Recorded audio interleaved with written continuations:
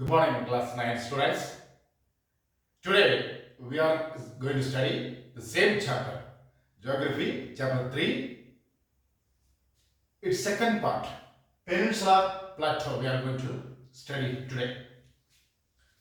So we know that in the last class we have already seen the differences between Himalayan rivers and peninsular rivers. So in this topic mainly we are going to study about peninsular rivers. The main water divide in the peninsular India is the Western Ghat, which run from north to south close to the western coast. So the main water divide in the peninsular India is the Western Ghat, which run close to the western coast. It will be like this.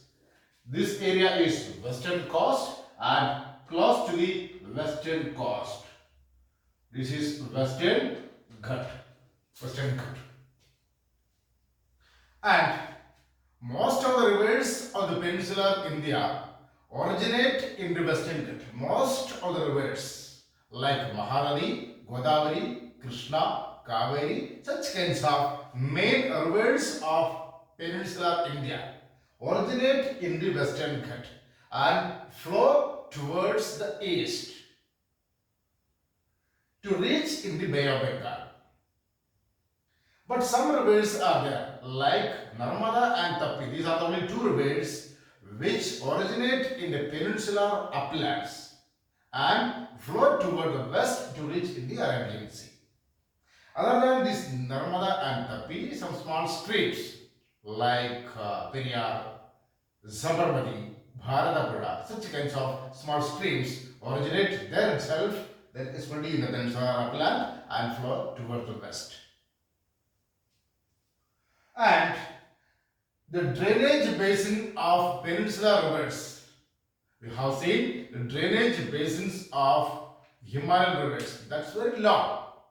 And Himalayan rivers are very deep and very long. Here, peninsular rivers are small. They're small coarse rivers. And their drainage basins are also small in size. So, the main water divide in the peninsular India is the Western Ghats, which run from north to south close to the western coast. Most of the rivers in the peninsular India originate in the Western Ghat and flow towards east to reach the Bay of Bengal. Because Western Ghat is higher area than Eastern Ghat area. That is why the rivers originate in the Western Ghat, flow toward east to reach in the Bay of Bengal. And two rivers like Narmada and Tapi, these two rivers originate in the peninsular uplands and flow toward the west to form estuary. And drainage basins of peninsular rivers are small in size comparatively to the Himalayan rivers.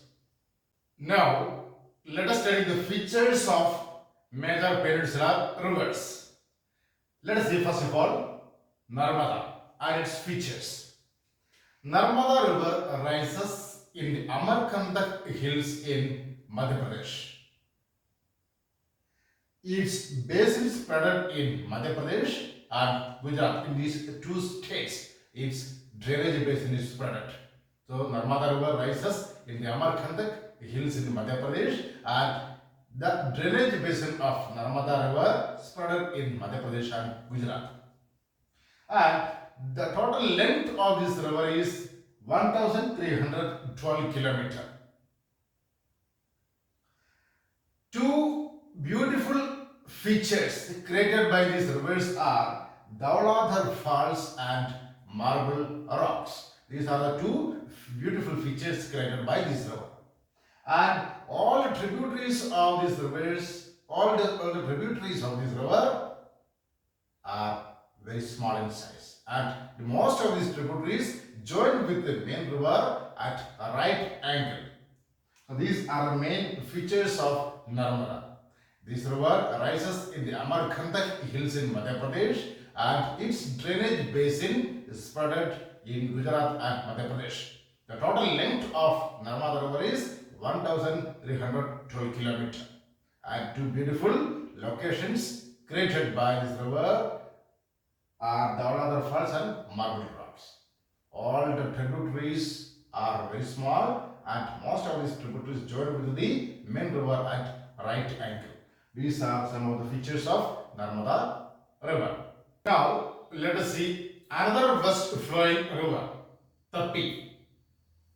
Tapi River rises in the Satpura ranges in the Betul district of Madhya Pradesh.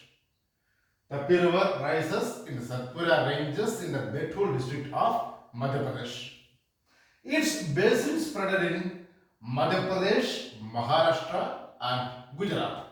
In these three states, its drainage basin is spread out. It's a small river compared to Narmada River. It is small in size because Narmada River has 1,312 kilometers long and Tapi River is only 724 kilometers long. And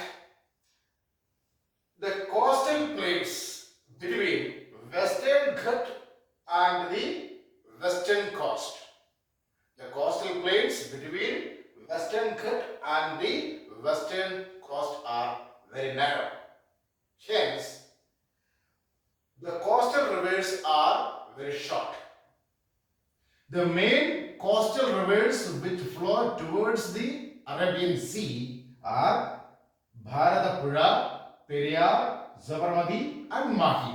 These are the major west flowing rivers. Other than Tapi and Narmada, these are some small rivers which originate in the west of Western Ghat and flow towards the west to reach in the Arabian Sea. So the coastal plains between Western Ghat and the western coast are very narrow, and because of that the coastal rivers are very short or small in size.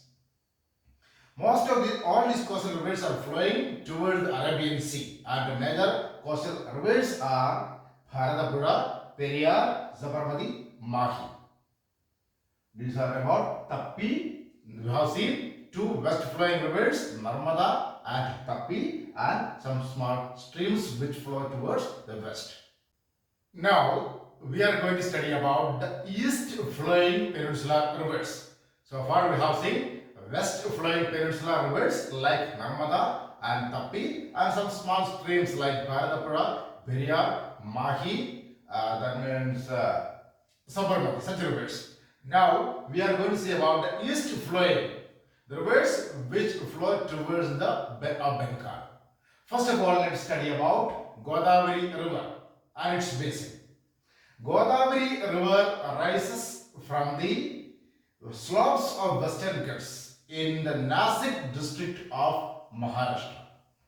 Godavari River rises from the slopes of Western Ghats, especially in the Nasik district of Maharashtra.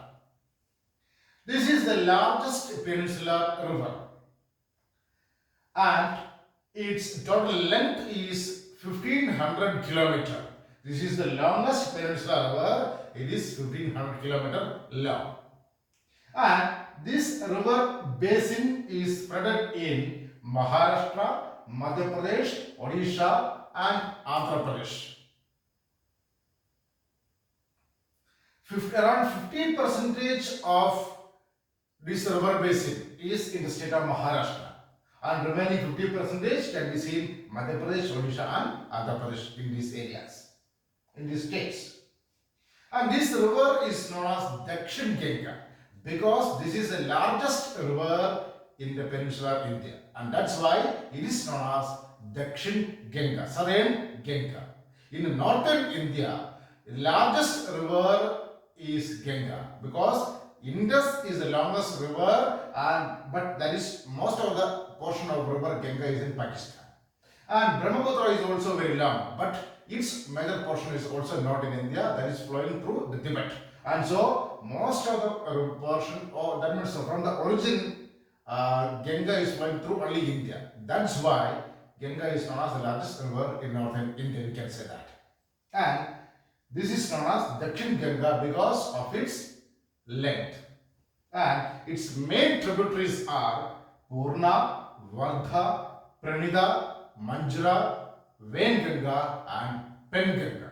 The last three, Majra, Venganga, Penganga. These tributaries are very large. These are the major tributaries: Purna, Vardha, Pranida, Majra, Venganga and Penganga. These are the main tributaries of Godavari River. So, this river rises from the slopes of Western Ghats in the Nasik district of Maharashtra. And this is the largest peninsular river. Its total length is 1500 km. And its basin is spread at around 50% of its drainage basin is spread in Maharashtra, and other 50% can be seen in Madhya Pradesh, Odisha and Andhra Pradesh states. And this river is known as Dakshin Ganga, and its major tributaries are Purna, Vardha, Pranida, Manjra, Venganga and Penganga. Next, Mahanadi Basin. Mahanadi River rises in the highlands of Chhattisgarh. This river flows through the state of Odisha to reach in Bay of Bengal. And this river basin is spread in the states of Maharashtra, Chhattisgarh, Jharkhand and Odisha. In these four states, its drainage basin is spread. The total length of Mahanadi River is 860 km. These are the features of Mahanadi Basin.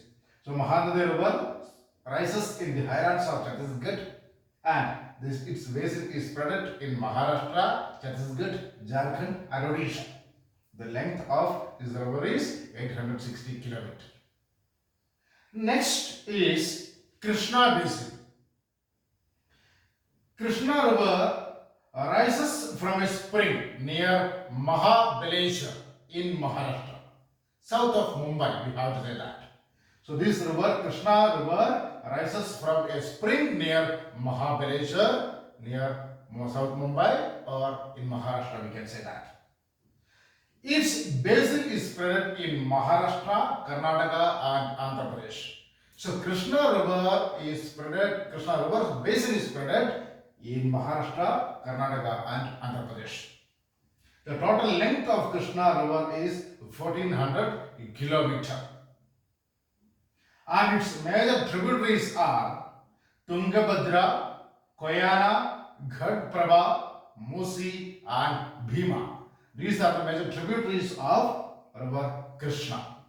So once again, river Krishna rises from a spring near Mahabaleshwar, and its drainage basin is spread in Maharashtra, Karnataka and Andhra Pradesh. The total length of Krishna River is 1400 km, and the major tributaries of river are the Tungabhadra, the Koyana, the Ghadprabha, the Musi and the Bhima. Next is Kaveri Basin. Kaveri River rises in the Brahmagiri range of the Western Ghats. Kaveri River rises in the Brahmagiri mountain range of the Western Ghats, and it reaches in the Bay of Bengal through Kudalur region of Tamil Nadu. The river reaches in the Bay of Bengal through the Kudalur region of Tamil Nadu. Its drainage basin is spread in Karnataka, Kerala and Tamil Nadu. In these three states, its drainage basin is spread. The total length of this river is 760 km. And the major tributaries of this river are Amaravati, Bhavani, Hemavati and Kabini. These are the four main tributaries of Kaveri River. So Kaveri River rises in the Brahmagiri range of the Western Ghat, and it reaches in the Bay of Bengal through the Kudalur region of Tamil Nadu, Kudalur in Nilagiri district. The total length of this river is 760 km. Its major tributaries are Amaravati, Bhavani, Hemavati and Kabini. And other than the major peninsular rivers, major east flowing rivers like Godavari, Mahanadi, Krishna, Kaveri. Other than these rivers, some small rivers are also flowing towards Bay of Bengal to the eastern side. These rivers are Damodar, Brahmani, Baidarni and Subarnarekha. These are some other small east flowing rivers other than Godavari, Mahanadi, Krishna and Kaveri. These are small in size and these small rivers are also flowing towards Bay of Bengal. Now let us study about lakes. First of all, we are going to study about the factors behind the formation of lakes. Factors behind the formation of lakes or reasons of the formation of lakes. First of all, meandering the rivers across floodplain. Meandering the rivers across floodplain that leads to the formation of oxbow lakes. Look at this picture. You can see this is a river. Meandering happens when a river flows through the plain area. When a river flows through the plain area, its velocity will be normally less. But during rainfall, the volume of water will be more in a river area, and so gradually one area is getting eroded, this area getting eroded like this, and its size will be more like this. Its size will be more. This area will get eroded and river size may get like this. This area. And gradually this area, river may change its course like this. River may change its course like this and river may flow like this. So this area will be totally separated. This area will be totally separated from the main river. This area is called Oxbow Lake. So because of the meandering, water will be stored here, and because of the more volume of water during rainfall, a river may change its course and other portion will be totally cut off from the main river and a lake will be formed. This is the method of formation of a lake because of the meandering of rivers. Secondly, glacial activities. This is happening mainly in the mountainous areas. Because of the movement of glacier, we know that what is a glacier? Large block of ice. Suppose a mountain area, from here, a mountainous area, from here a large block of ice. When a large block of ice moved from a mountainous area, and that area will be in a shallower area, and here gradually water will be filled, and this area may change as a lake. So because of the movement of a glacier from a mountainous region, that gap will, when a glacier is moved, that gap will be filled with water and that area may be changed as lake. That is glacial activities. Another one, tectonic activities. Tectonic activities means the movement of land masses. Movement of land masses. When two land masses move away, in between the two land mass, a particular place will be formed, and that area will be, suppose, two land mass. This is a land mass, this is another land mass. When these two land mass move away, this gap will be filled with water bodies, and this area may change as lake. So this is called tectonic activities. So when two landmass move away each other, in between the two land area, a ditch will be formed, and that area will be filled with water bodies, and that area may be changed as a lake. That is called tectonic activities. Tectonic activity means plate movements. Because of the movements of landmasses or plates, gaps will be formed, and that gap will be filled with water gradually, maybe because of the rainfall or otherwise stream flow, like that. Next, spits and bars forming lagoons in the coastal areas. Spits and bars. Let's see spits and bars. Suppose like this. This is the coast. Let's say that this is the coastal area. So here these two area will be formed by, this area will be filled by small sandbars. Here sand will be deposited and this sandbar will be formed, and here in this area water will be trapped. This will be mainly salty water. So in the coastal area, two edges of the coast area may be filled with or connected with, joined with sandbars. And in this area, if it is connected inside of this area, water will be trapped. This area will be changed as a lake, and this area is formed. This is formed because of spits and bars. This is called spits and bars. Forming lagoons. Lagoons means mainly salty water lakes. This is another reason for the formation of lakes. The next, damming. Human activities. People used to construct dam across a river for making electricity for irrigation purposes, like that. This is called human activities like dam. Then, because of the force of the wind, we know that especially in a desert region, soil will be sandy soils, and the sandy soils are loose soils. If a heavy and forceful wind is blowing over such loose soil areas, that loose soil will move away with the force of the wind, and that area will be gradually filled with water and changes as a lake.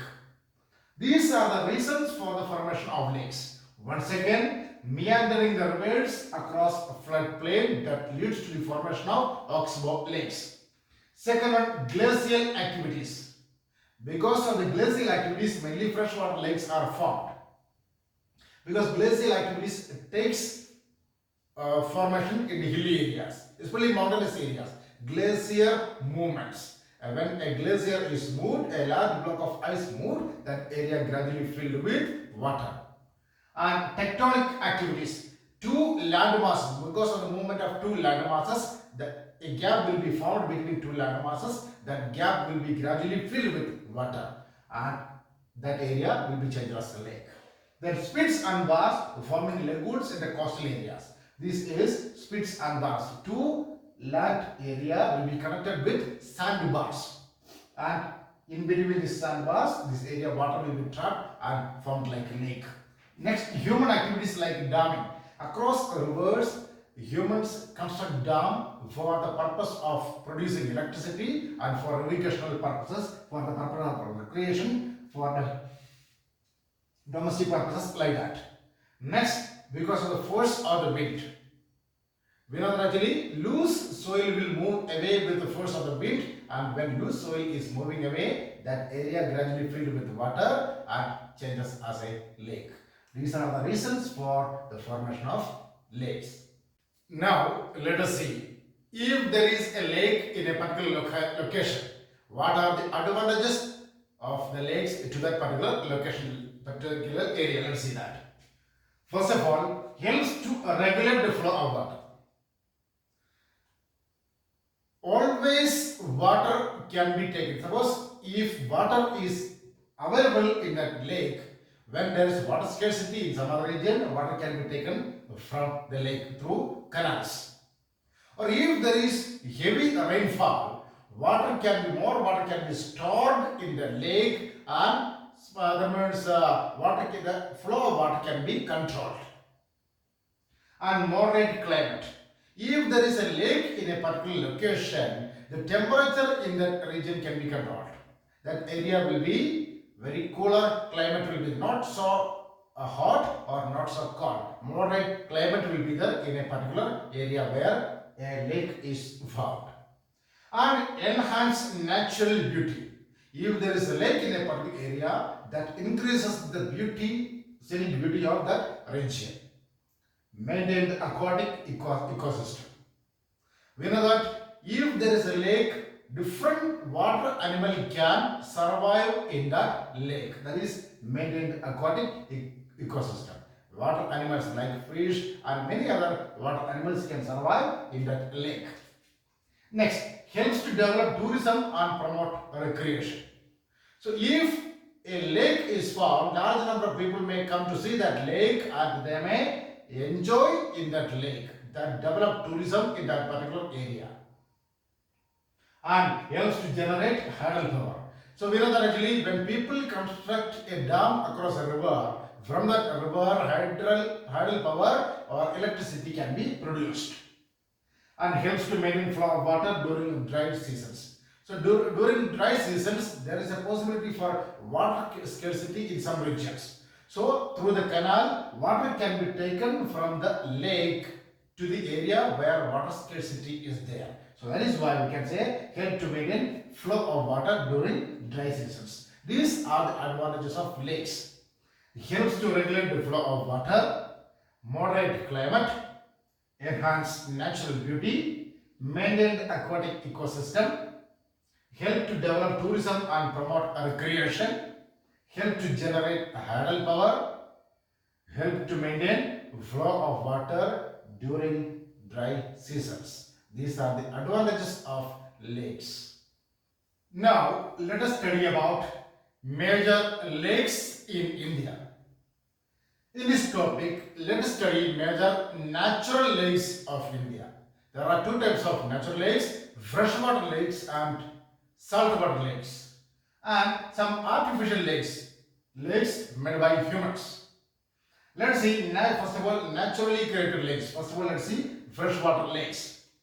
Dal Lake. It is in Jammu and Kashmir. It is freshwater lake. Another lake is Kolleru Lake. It is in Andhra Pradesh.